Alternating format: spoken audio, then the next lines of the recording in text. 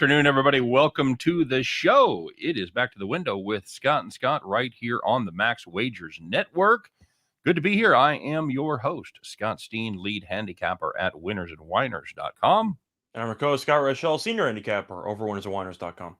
And together we make up just one show here on the Max Wagers Network. We're happy to be here.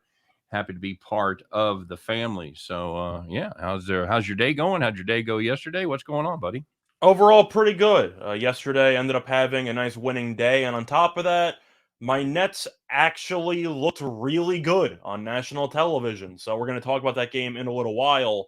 I don't know if you had any takeaways from it, but I had a great time for about 3 hours during that game. Yeah, they looked very good. Very, very good Nets team. So much for the big James Harden revenge game, huh? Well, I mean, it was the Seth Curry revenge game. That's what it turned into, right? Exactly. JC Stone in the house. What's up, JC? Brandon Kubas is here. Brandon wants to know if you're getting a drink in Vegas. Are you going to Vegas? I think he asked yesterday, and I forgot to get to it. Actually, yes, I have it. I actually am planning on booking everything tonight, so Okay. I will be doing my best to be there. But I actually just got I forgot what it's called, a Venmo debit card, I think. So I'm gonna probably use that to pay for it.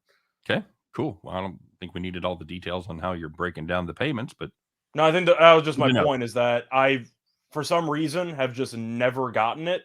So now I have access to like funds that I just haven't been using. So it's like, all right, I guess I might as well splurge a little bit, right? There you go, buddy. It's like accidentally finding a couple $100 in like your jeans pocket that you haven't worn in like, I don't know, a year. I get that. I was cleaning out my desk. I found $400 in there when I moved from my house to my apartment. Like, that's the point. It's like, what do? Do you save the money that you randomly found, or do you randomly spend it? You probably randomly spend it because you didn't know you had it. Absolutely, that's free money right there, buddy. There you go. So I'm probably gonna end up spending it. Cool. James Mounts, Illinois shit the bed. Yeah, it's always nice to lose my play of the day before we come on the air. That's just saves so much fucking time as the.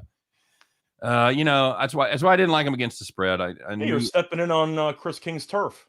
Yeah, well, I got parlay fever, man. I got a fever, and the only answer is more parlays. Absolutely brutal. So thanks for joining us here today, guys. Don't forget to check out all the other great shows on the Max Wagers Network, and of course, still got our great deal going on with our folks, our fine folks over there at BetMGM. Man, if you haven't taken advantage of that yet, you got to do it. You got to do it. It is such a great deal. Scott, you were saying that you got to do it in every state, right? Yes, it was actually kind of a fun discovery by me. So, of course, when baseball season, I should have done it already, but when baseball season was officially back on track, so to speak, right, I immediately turned to BetMGM because, as we know, those team totals aren't going to bet themselves. So I was already getting some money into an account. But I had an account in New Jersey, not in New York. So I figured they would just let me switch the state, keep the account, and I could just gamble whatever. Not quite. BetMGM made me create a new account for New York, which is actually good because I was eligible for the $1,000 risk-free bet, which I did not think I was going to be eligible for. So I'm pretty sure that depending on which state you're in, if you go to just a different state, you can just have a bunch of risk-free $1,000 bets. Yeah, potentially. That's the way it sounds to me. At least that's my understanding, at least. Yep, that's the way it works. $1,000 risk-free bet, whatever state you happen to be in.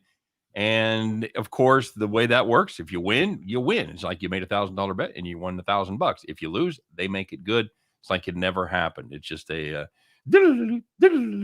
think I might have a backup plan where if I end up losing the play for $1,000, I might just sprinkle it on a bunch of different teams to win the tournament. And I'll just get enjoyment out of it because you can make an argument. It's not of course, the most positive EV play to just start gambling on futures with some free bets. But to be honest, if I'm going to watch the tournament every day, which I'm going to, I might as well have something on it. And if I have to spend the money in 6 days before they vanish from my account, I'll be willing to make it worth my while for the tournament. I'm in the middle of an ad read, right? Yeah. I know you are, but I'm talking about all this is on BetMGM. Okay. Super Sly in the house. Big X is here. Anyway, BetMGM, it's cool. You should check it out. I'll be using it. That Scott will be using it extensively, there you go. apparently. And they're also doing the cool thing on the NBA where if you bet at least $10 on any NBA game, you win $200, man. You get if anybody makes a 3-pointer. So I almost said it automatically. So it's not quite automatic because that would be illegal. They can't really do that. But you got to make it some sort of incentive, and the incentive is to make a 3-pointer. Of course, available only where BetMGM is legal in your state. You must be 21 to play, and et cetera, et cetera. So very good. Tim Earl in the house. What up, Tim? JC Stone.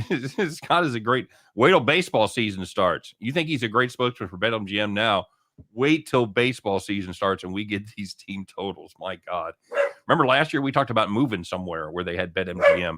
All I remember is that Luzardo was pitching about every 5th or 6th day, and the team totals for the other team were like 4.5 at plus 120. And I'm just like, what are you doing? And they would have 5 runs by the 5th inning. It was just really a never-ending cycle for about 3 money. A couple months. Luzardo picked it up late, but especially with alternative team totals, there's a lot of good prices.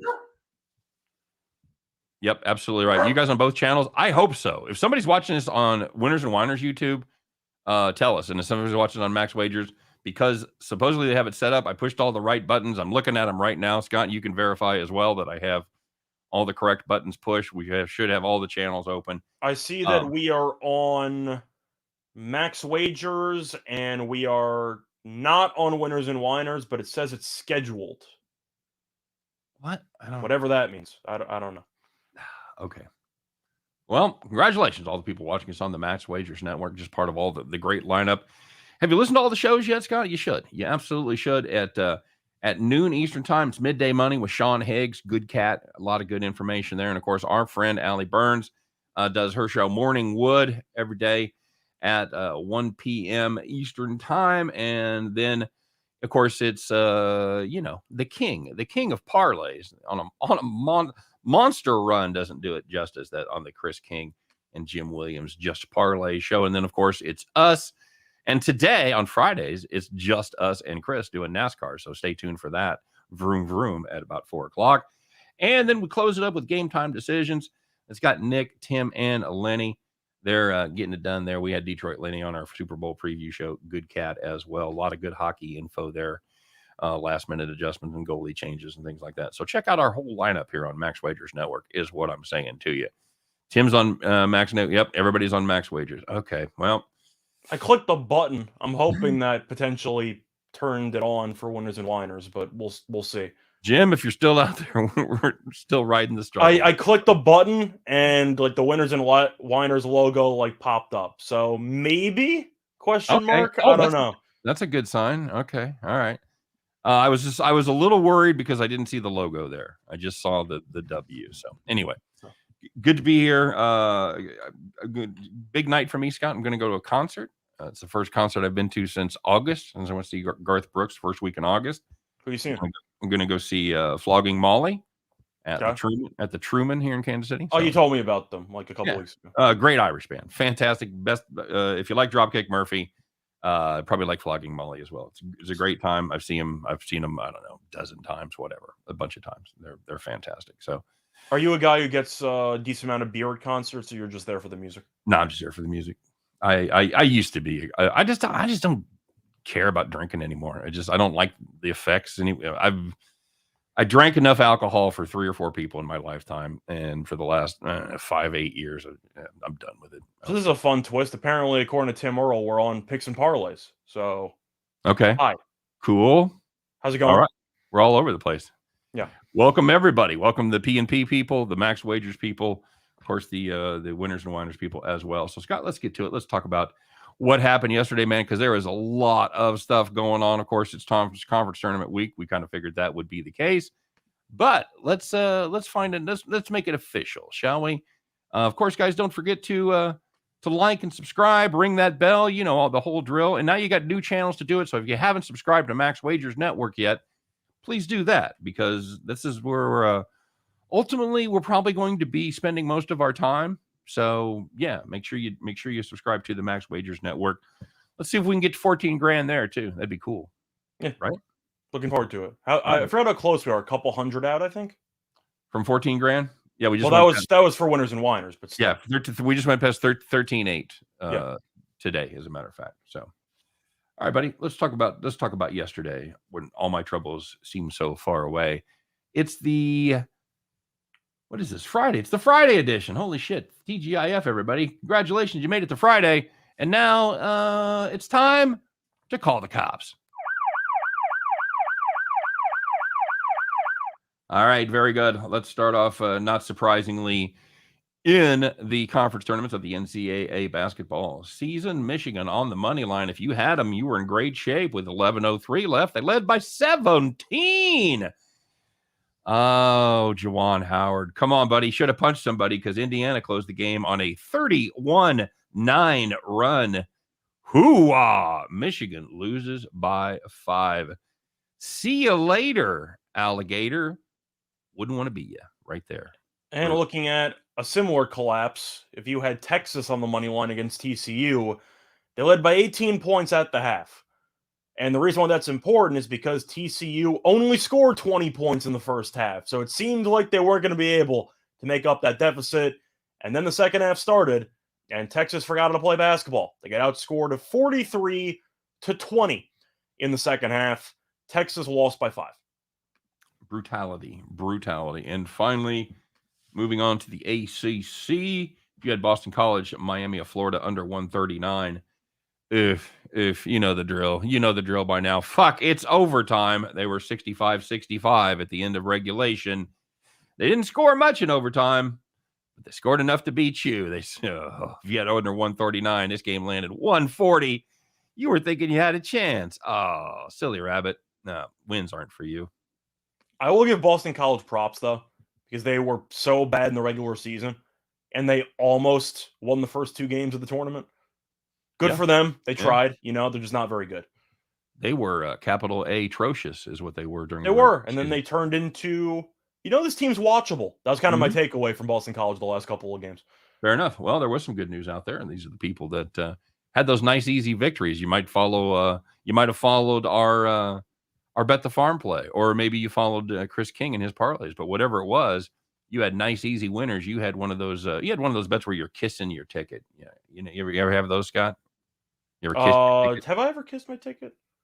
I don't know, because I don't really have that many physical copies of tickets. Right. Yes, right. I believe maybe once or twice. Fair enough, because when you're kissing your ticket, there's no question. Because my friends and I used to go to Pennsylvania. I think we used to go to parks on occasion because it was legal over there, but not legal in New York yet. Gotcha. So we'd have the occasional road trips.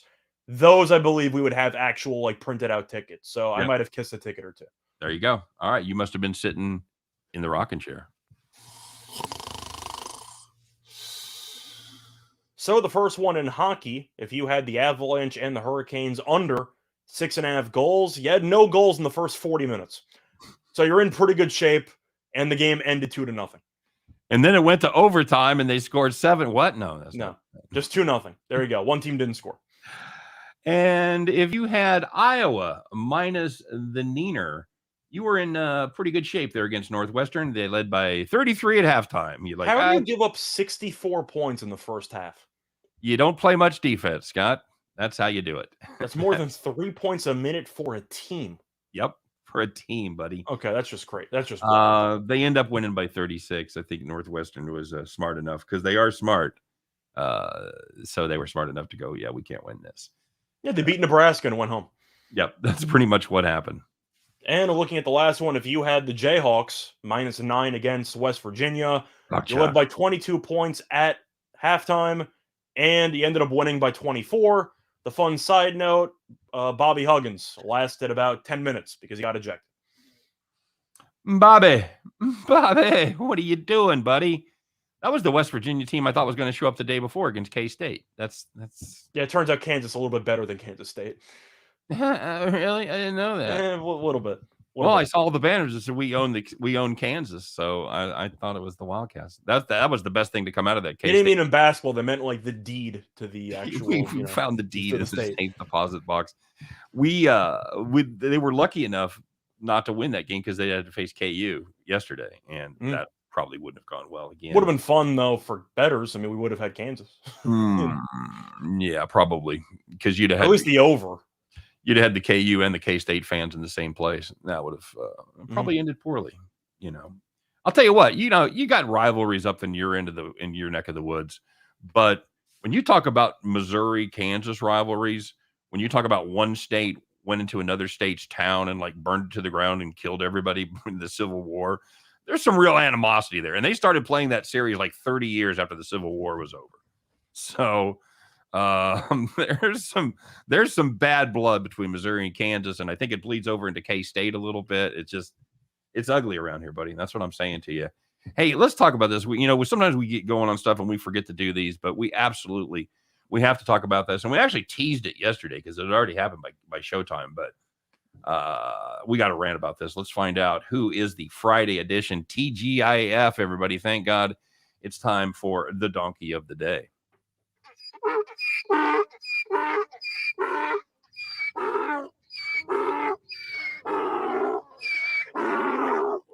Maybe donkey of the month here, Scott. Take it away, buddy.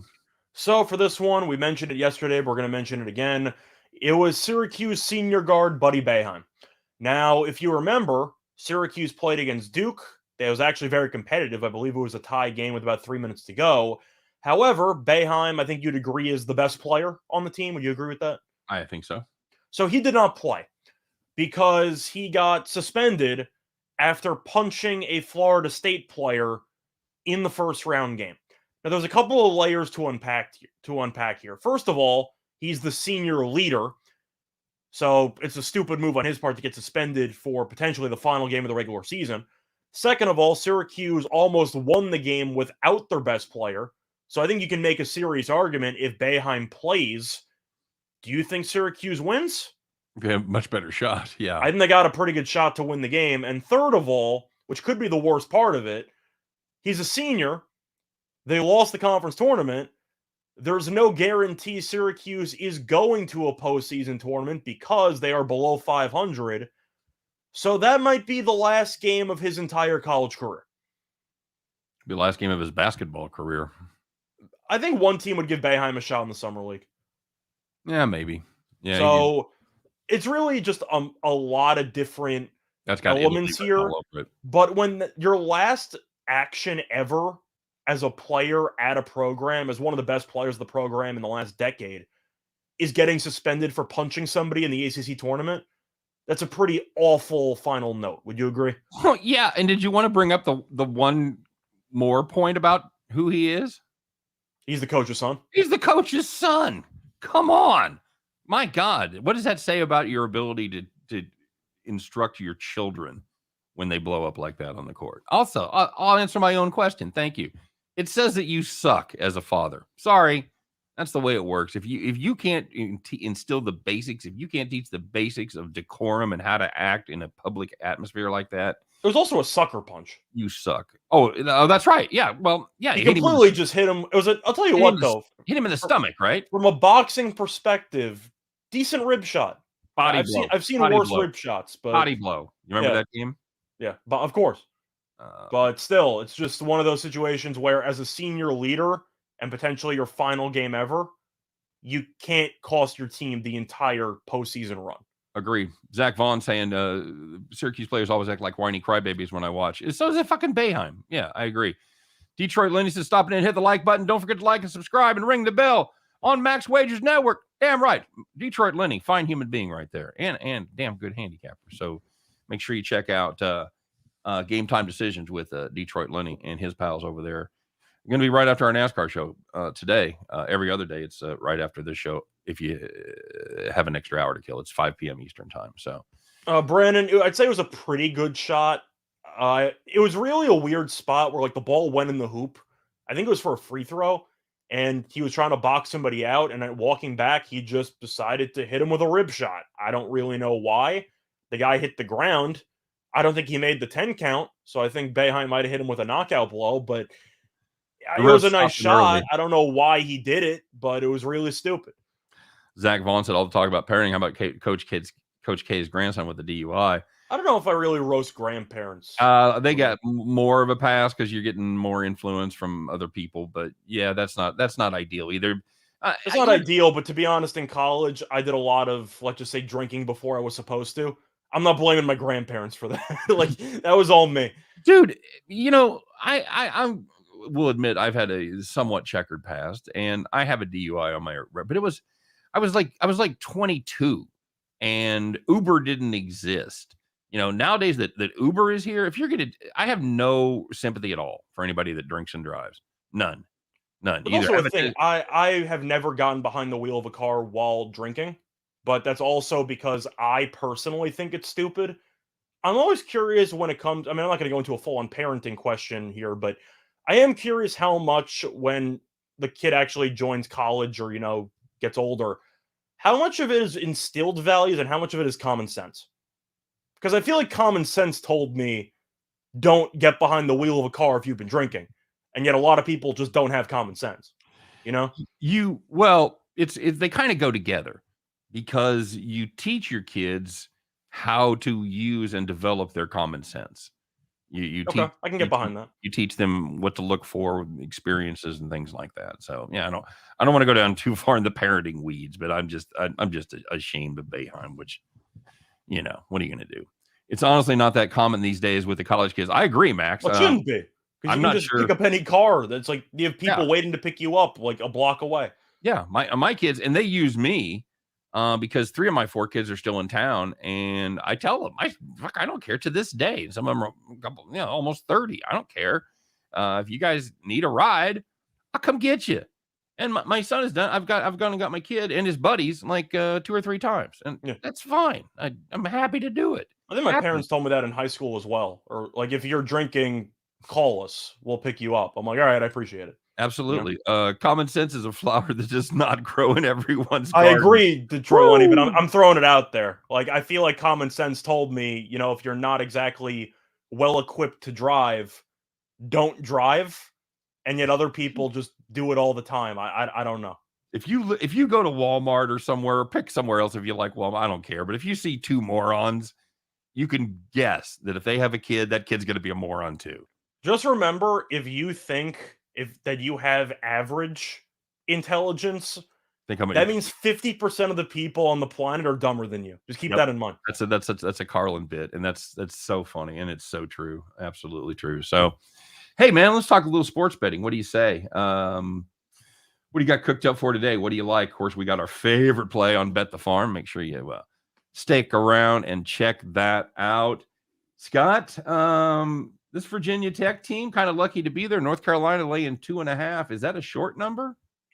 Well, North Carolina, of course, ended I can't even say dream run, but I had a fun Virginia ticket there to win the ACC. I believe they scored 13 points in the first half. And I have to call out Ken Pom here because I respect Ken Pom. He's done great for me over the years. There is no way Virginia is a top 70 offense in the country, according to efficiency. There is no way.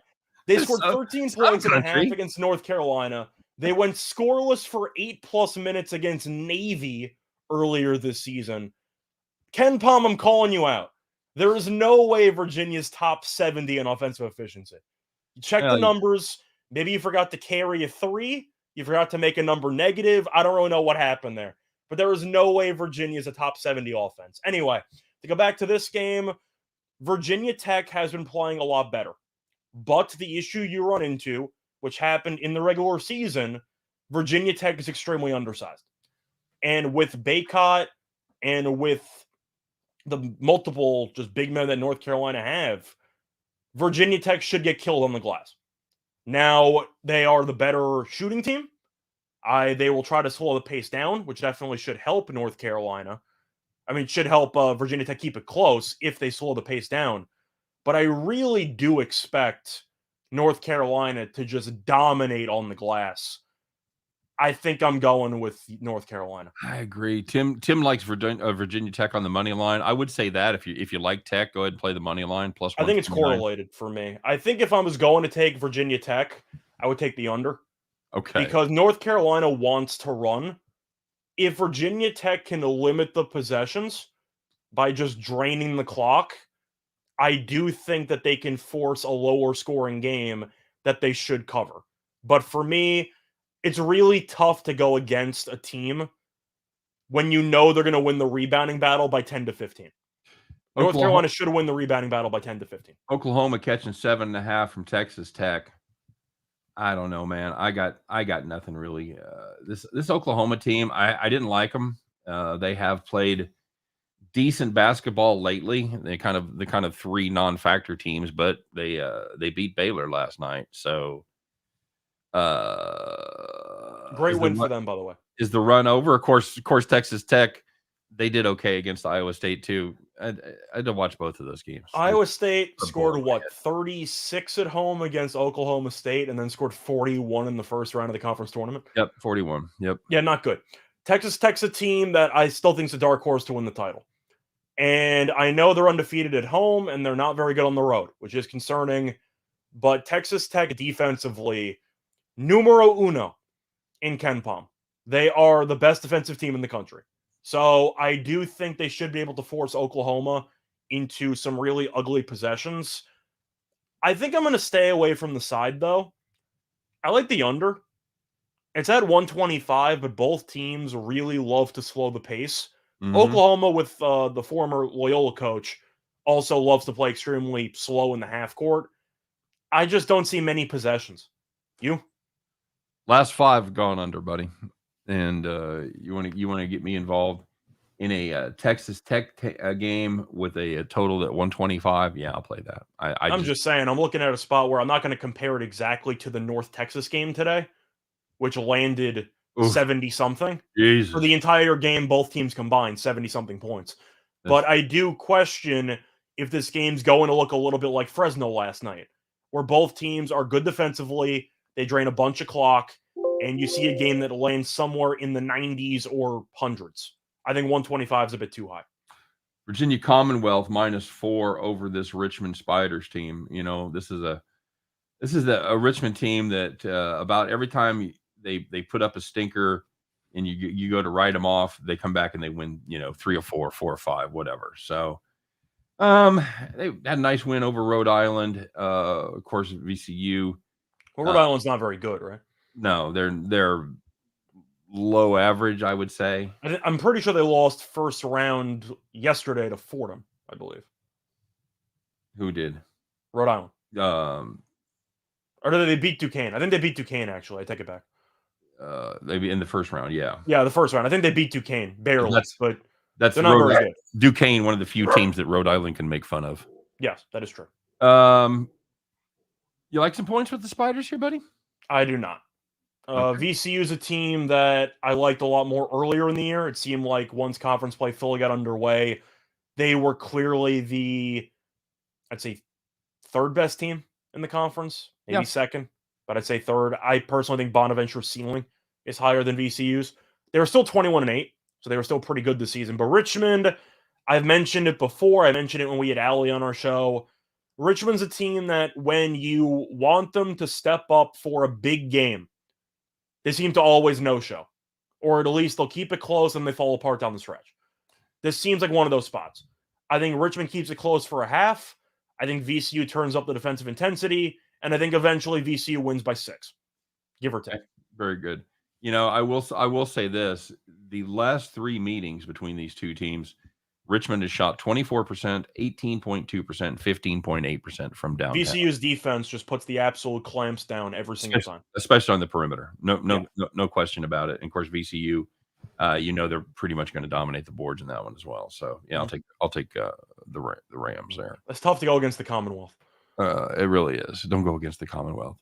Bronco Devil says he never heard about KenPom until now. Yeah, if you subscribe, it's even got more tools. But yeah, it's a must-have for college basketball. It just truth is, especially for brackets, there's a lot of trends involving KenPom when it comes to brackets. I forgot if it was top 10 or top 3. Is it top 10 or top 3 for teams with top offense and defensive efficiency have won the title like each of the last 7 years? Is it top 3 or top 10? I want to say top 3. I thought it was top 3. So just to throw that back again, if a team is top 3 in both offensive efficiency and defensive efficiency, you have a great chance to win the championship. Yep, absolutely. Bronco Devil says was a one taking La Tech under 58, 52-36 final. Learned from you guys about North Texas. 42. What did I say? 52? Yeah, 42-36. Sorry. Yeah, we talked about that land in 78. Should give you guys a commission. That's right. Damn right. You can if you want to. You know where to find me. Start that trend. All I know is that North Texas, I'm kind of sad about for not making the NCAA tournament. Oh yeah, but they'll be in the NIT. It's a reminder you can still bet team totals in the NIT. Yeah, so, and there's less sharp action. Yeah. There's less people paying attention to it. The further down you can really find, especially with motivation question marks with some of these teams. Yes, there's a lot of value to be found in some of these minor tournaments. What are the most important stats to look at with Ken Palm? By the way, we're of course kidding. We love doing what we do. I get more pleasure out of picking winners for other people than I do winning money myself. It's weird, but I know you probably don't feel that way yet. But I'm being honest. Like I said it before, if people want to send me something, you can. Like I don't ask for anything. No, you're good. And it's if you like, and that's why I have a premium service. So I'm certainly not going to denigrate that. But if you want more picks, you can certainly get the premium service over there at Winners and Winers. I think it was top 10. Bronco, you misphrased that. It's not cheap beer. I'm not paying for it, so it's free beer, and I'm in. As long as he doesn't send something good. I don't care how much you pay for it. I'm not paying anything for the beer. You're getting Lone Star, buddy. You're getting Lone Star. I'm saying everybody knows the best type of beer is free. So, the second best type of beer is there something you look at other than offensive efficiency? I would say they're almost equal, James, as far as the three stats: offensive efficiency, defensive efficiency, and tempo. Tempo is the most important for me because that is almost the sole factor for actual totals for me. Tempo's huge. Of course, you don't want to exactly take an over blindly with tempo if both offenses are 320s in offense efficiency, but usually you try to do whatever you can to predict as much as you can about a matchup. Well, if you can determine the actual speed that the game is played at, usually you can at least piece together the rest of the puzzle. See, and I talked yesterday, I like to incorporate basically shooting and tempo into one synthesized figure, and to me, that's number of shots allowed and number of shots taken. So that's kind of what I'm looking at as well. But I look at offensive efficiency, defensive efficiency, and the tempo. Now, if you want to factor in luck, I don't know how much credence I put in that because they'll tell you that Providence is the luckiest team in America. All they do is win, baby. All they do is win. So I don't really factor in luck. Occasionally, I'll look at strength of schedule. Occasionally, but at the end of the day, it all gets morphed into what conference you play in. So, like, you can't really factor that in for that much. I have to go to a different site, though, for rebounding rate. I kind of wish Ken Palm had that, but they don't. So I have to look for a different site there. But the main three for me, adjusted offensive efficiency, adjusted defensive, and tempo. Those are my main three. And if you're a numbers geek, you can read about how they're adjusted and how they synthesize the true figures down. Detroit Lenny with the quote of all time: "My favorite beer is the next one." Absolutely. Thanks, JR Black. I appreciate that, by the way, brother. Bronco Devil says Natural Light 18 pack it is. It gets a natty light, buddy. You're down there. Bronco Devil's in Texas. You're gonna get Lone Star. You're gonna get Lone Star beer, man. That's it. There are worse beers out there. Are there? Are you sure? Are. I don't know if I can fully roast the beer that I want to name, but it's an animal and it's the color red. Okay. All right. Very good. You can piece together the rest. Will the showtime be the same next week during March Madness? Yes. Especially since we have a set schedule now, it will be the same. And as far as I know, we're still doing our NASCAR show. Nobody's told us to stop doing our NASCAR show yet, even with the merger. So it was nice of them to leave us that extra hour so we could keep doing our NASCAR show. It was a bloodbath last week. So if you want to think the NASCAR show, it's not even just about the profit. It's like it might be the loosest form of broadcasting that we actually have. Would you agree with that? Yeah. Oh, for us, absolutely. Yeah, for us, of course. No question about it. There are definitely worse beers out there than Lone Star. Really? Okay. Well, Wiedemann. You have Wiedemann up there in Wisconsin? No, but I think that might be a good thing. Yeah. Absolutely. I'm assuming you're not mentioning it because it's good. There's a Lone Star in my fridge. Okay, fine. All right. Lone Star is great. Okay. Damn right. Lone Star beer loves to party. That's for all the old people out there. What else you looking at today, my friend? So, of course, everyone pretty much only wants to talk about college. I had to play the day in the NBA. I gotta look at Colorado. And the truth is, I kind of like Colorado on the money line. I don't know why Arizona's laying 10, especially with one of their best players potentially being out for the year. If you're not aware of that, one of their best players got injured yesterday. And we've seen teams that might be able to piece together a little bit at some point after missing one of their best guys that kind of rally the troops a little bit. The first game after you barely beat Stanford yesterday, I gotta like Colorado here. You? Yeah, Colorado team's playing good basketball right now, and I think it could be a rally the troop situation for Arizona. You kind of worry about that a little bit, but I think it's going to be too big of a chunk for them to cover that number. Bronco Devil says he's got a Shiner Bach. Yeah, okay. I'm all about the Shiner Bach. That's good. By the way, I'm going to butcher the name, but of course I'm talking about Carissa. I believe it's pronounced Carissa. Yeah, we've both been avoiding the name. Either way, the point is, I can't say that he's a great player by any means, but he's definitely been a nice, I'd say, guard, at least for depth purposes. He also had the triple-double against Utah on February 24th, so he's had a couple of big games. At the end of the day, when you lose a guy who you're used to giving a bunch of minutes to, you kind of suddenly have to scramble when it comes to finding new rotations. I would not be surprised to see Arizona look a little bit out of whack, at least for the immediate future. Agreed. Bronco Devil, Illinois, kill your parlay. Yeah, dude. I always like to start my day with 11:30 game when it loses.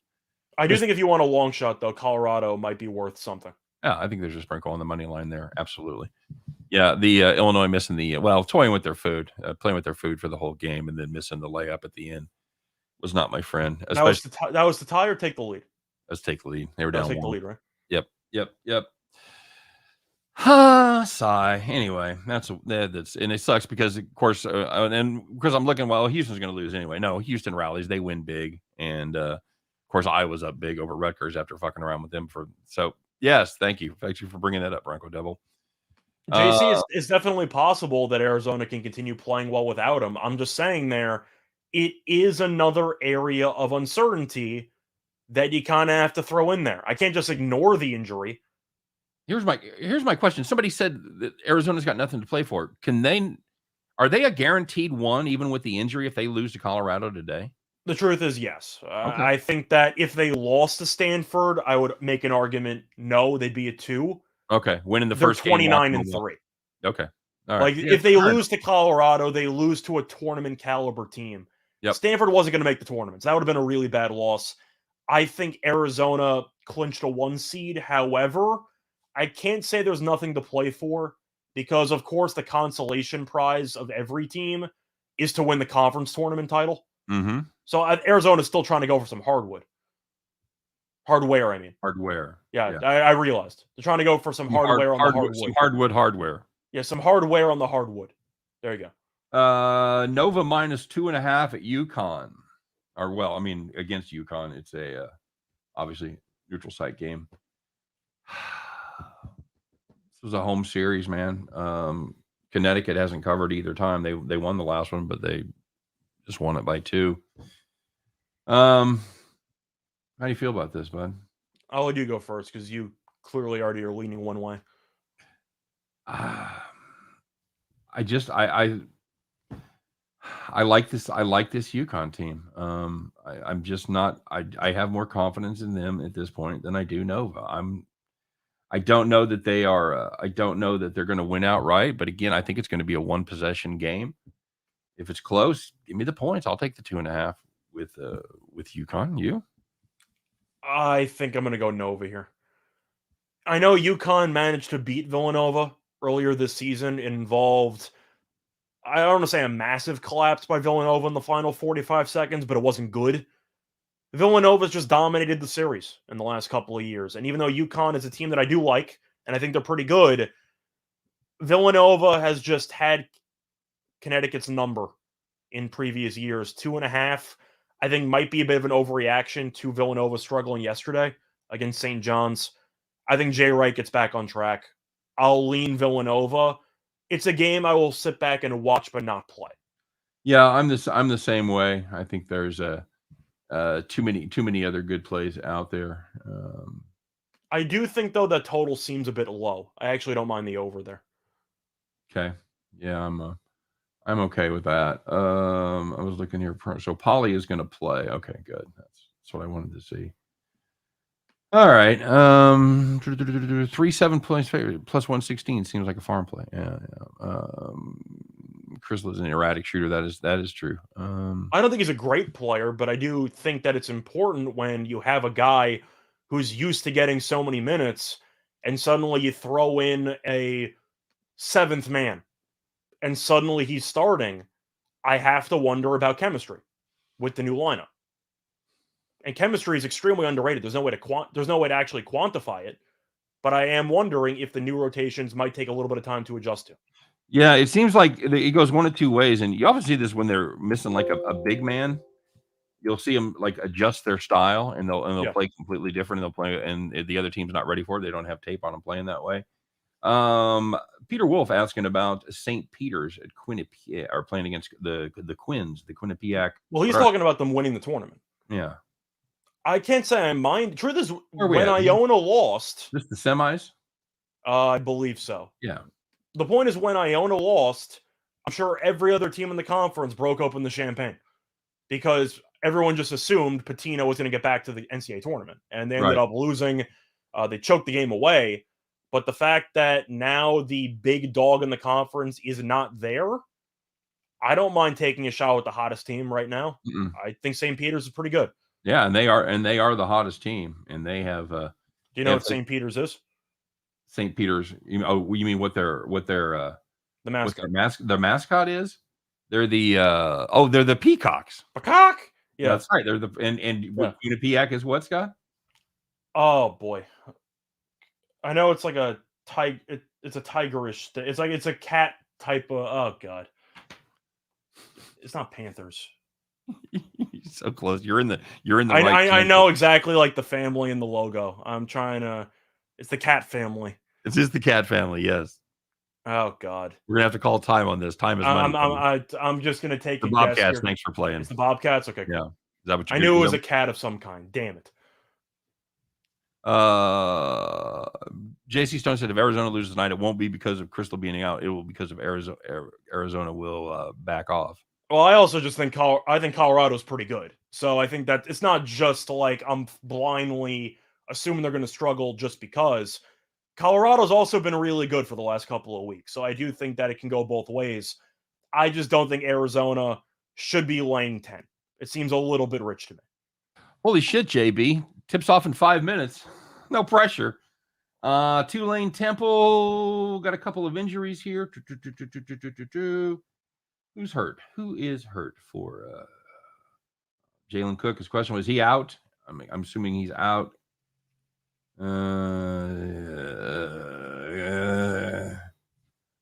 Quick. I mean, I find it fascinating that Temple was 17-11 and Tulane was 13-14.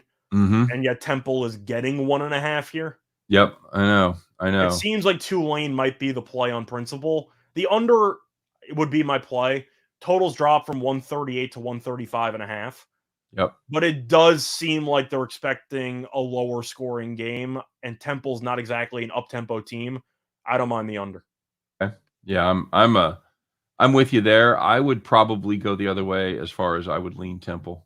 I'm just mentioning the side there does seem trappy. I want to see, and I want to check those injuries real quick. Well, the game actually just started, so it doesn't matter. Really? Oh, no. Such a heartbreaker. All right. Good chat. Oh, yeah, it's on the TV in front of me. Sorry. That shows you I wasn't even paying attention. Wyoming able to take out Boise? I don't think so.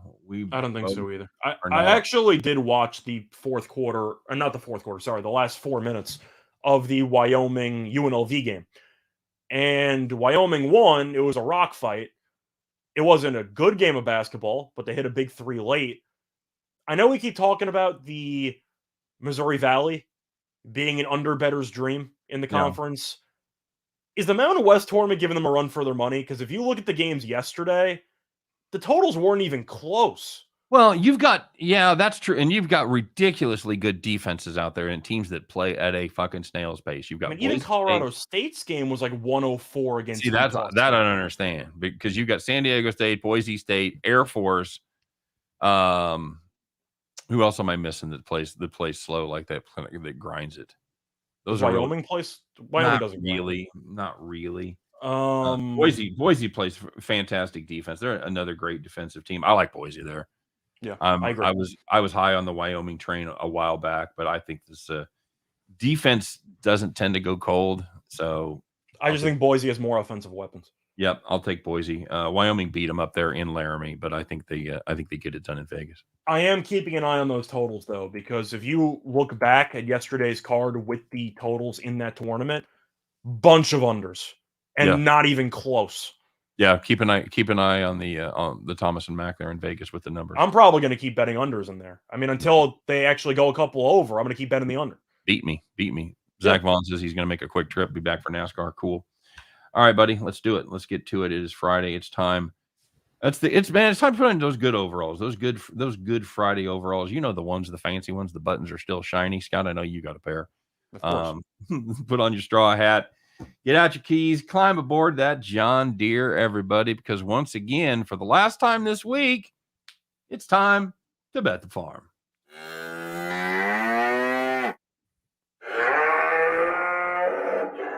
Thank you, Cash Cow. Scott, how'd we do yesterday? So we ended up having a team total. We had a Rice team total under 57.5. They scored 17 points in the first half. They finished with 50. Nice, easy winner. Cue the banjos!